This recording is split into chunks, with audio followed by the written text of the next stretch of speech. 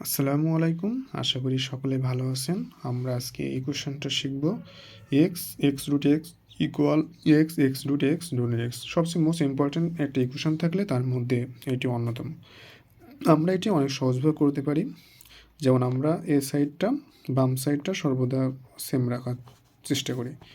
দেন আমরা এই সাইডে গিয়ে এক্সের মান আমরা কত জানি, এক্সের মান আমরা 1 ইনটু আছে এক্সের মান, আর এক্সের মান রুটের জন্য হাফ হাফ এক্স করতে এক্স বসে যাচ্ছে। এবার দ্বিতীয়ত আমরা বলছি বাম সাইড আমরা সেম রাখবো, বাম সাইডের সাথে আমাদের কোনো সম্পর্ক নাই, এটা বসে গেল।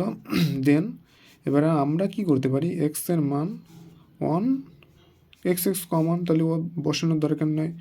এক্স 1 পয়েন্ট, আমরা কি জানি মাল্টিপল থাকলে প্লাস হয়ে যাবে, সাম হয়ে যাবে, 1 প্লাস 1/2 বাই ওপরে এক্স বসে যাবে।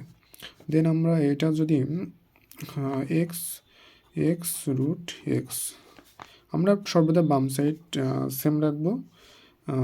বাম সাইড সেম রাখতে গেলে দেখেন এই এক্স কেটে যায়, তাহলে এটা এক্সটা বসানো লাগছে না। দেন থাকে হলো 1 প্লাস 1/2 ইন্টু ওপরে এক্স। এবার আমরা কি করতে পারি, এবার সেম সংখ্যাটা লিখে দেন, এক্স রুট এক্স সমান 2 1 2 আর উপরে 3/2 বাই এক্স।